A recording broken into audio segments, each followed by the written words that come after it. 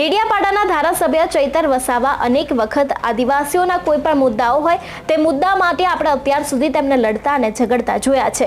આ બધાની વચ્ચે અત્યારે હાલ ચૈતર વસાવા ભીલ પ્રદેશની અલગ માંગણીને લઈને પણ સરકારની સામે પડ્યા છે। આ બધાની વચ્ચે ગઈકાલે કુબેર ડિંડોરે ચૈતર વસાવાને આડે હાથે લીધા હતા અને અત્યારે હાલ આ જ બાબતને લઈને આદિવાસીઓમાં રોષ છે તે પણ જોવા મળી રહ્યો છે।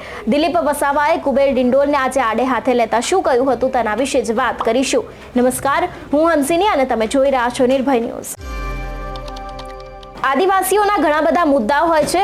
આ બધા મુદ્દાઓને ચૈતર વસાવા અનેક વખત વાચા આપતા હોય છે, એટલે કે આદિવાસીઓના જેટલા પણ સવાલો હોય છે અથવા તો પછી તેમના જેટલા પણ કામ હોય છે તે અવારનવાર ચૈતર વસાવા દ્વારા કરવામાં આવતા હોય છે। એટલું જ નહીં, તેમના મુદ્દાઓને લઈને તેમના દ્વારા ઘણી બધી વખત તો આંદોલન પણ કરવામાં આવ્યું છે। આ બધાની વચ્ચે ચૈતર વસાવાની એક માંગણી છે કે તે ભીલ પ્રદેશને અલગ કરવામાં આવે, ત્યારે ગઈકાલે કુબેર ડિંડોરે ચૈતર વસાવાને આડે હાથે લીધા હતા અને તેના જ કારણે અત્યારે હાલ સમગ્ર આદિવાસીઓ રોષ જોવા મળી રહ્યો છે। આ બધાની વચ્ચે સૌથી પહેલા તો દિલીપ વસાવાને સાંભળીએ કે તે કુબેર ડિંડોરને આડે હાથે લેતા શું કહી રહ્યા છે। જય આદિવાસી, જય જોહાર। શિક્ષણ મંત્રી શ્રી કુબેર ડિંડોરે જે નિવેદન આપ્યું છે એને અમે સખત શબ્દોમાં વખોડીએ છીએ અને અમારા સમાજને મેસેજ આપવા માંગીએ છીએ કે એમણે જે ભીલ પ્રદેશની જે વાત કરી, એ જે વિકાસની વાતો કરે છે, તો અમે એમને કહેવા માંગીએ છીએ કે જો તમને બધાને આટલી જ લાગણી હોય તો ભારત દેશે સંવિધાનમાં જે શેડ્યુલ 5ની જે જોગવાઈ કરી છે, તો એ જોગવાઈના આધારે તમે આદિવાસીઓને એમનો સ્વતંત્ર હકને અધિકાર આપી દો। જો વિકાસની તમે વાતો કરતા હોય કે ફક્ત ને ફક્ત ઉદ્યોગો જો ટેક્સ ભરતા હોય એવું લાગે છે તમને, તો કહેવા માંગીએ છીએ અમે કે આખા ભારત દેશનો દરેક નાગરિક ટેક્સ ભરે છે। આ સરકારની તિજોરીમાં જે પણ પૈસા આવે છે એ પબ્લિકના પૈસા છે, કોઈના એની પેઢી નથી કોઈ સરકારની।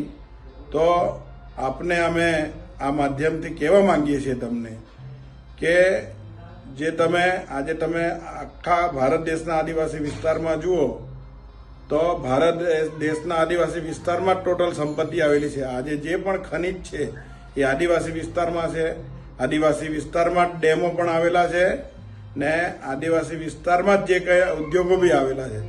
તો આજે જે ટેક્સની વાત કરો છો તમે કે આદિવાસીઓ કેવી રીતે ભીલ પ્રદેશ બનાવીને એ રાજ કરશે, તો તમને કહેવા માંગીએ કે આ આદિવાસીઓએ જ, આ ભારત દેશ આદિવાસીઓનો જ છે ને આદિવાસીઓને પૂરેપૂરી ખબર છે કે કેવી રીતે અમારે રાજ કરવું જોઈએ ને કેવી રીતે અમારું જીવન ચલાવવું જોઈએ।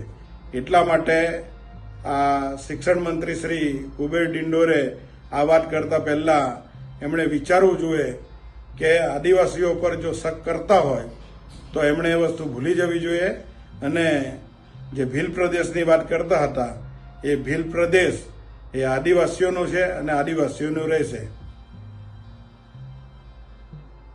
આ વિવાદ છે તે છેલ્લા ઘણા સમયથી ચાલી રહ્યો છે, કારણ કે જ્યારથી ચૈતર વસાવાએ અલગ ભીલ પ્રદેશની માંગણી કરી છે તે બાદ અનેક એવા ભાજપના નેતાઓ છે તેમાં પણ રોષ જોવા મળી રહ્યો છે અને ઘણા બધા આદિવાસી નેતાઓ છે જે ચૈતર વસાવાના સમર્થનમાં આવ્યા છે। આ બધાની વચ્ચે ગઈકાલે કુબેર ડિંડોરે ચૈતર વસાવાને આડે હાથે લીધા હતા। એટલું જ નહીં, તેઓ ચૈતર વસાવા વિશે બોલ્યા હતા કે આ તો છેતર વસાવા છે અને તેની સાથે જ ઘણા બધા આક્ષેપો પણ તેમના ઉપર મૂકવામાં આવ્યા હતા। જોકે આને લઈને હજી સુધી ચૈતર વસાવાની તો કોઈ પ્રતિક્રિયા સામે આવી નથી, પરંતુ જે પ્રમાણે કુબેર ડિંડોરે ચૈતર વસાવા ઉપર પોતાનો રોષ વ્યક્ત કર્યો હતો તેને જ લઈને અત્યારે હાલ આદિવાસી સમાજ છે તે લાલઘૂમ થયો છે। અને આ બધાની વચ્ચે આપણે દિલીપ વસાવાને પણ સાંભળ્યા। દિલીપ વસાવા પણ કુબેર ડિંડોરને અનેક એવી વાતો કહી રહ્યા છે, તે તેમના ઉપર અનેક એવા આક્ષેપો કરી રહ્યા છે, ટેક્સને લઈને પણ તેમના ઉપર વાત કરી છે। તેમણે એમ પણ કહ્યું હતું કે કુબેર ડિંડોર જે પ્રમાણે આ બધું બોલી રહ્યા છે તે ખૂબ જ અયોગ્ય છે। એટલે હવે આગામી દિવસોમાં ચૈતર વસાવાની કોઈ પ્રતિક્રિયા આવે છે કે કેમ તે તો જોવાનું રહેશે જ। તેની સાથે જ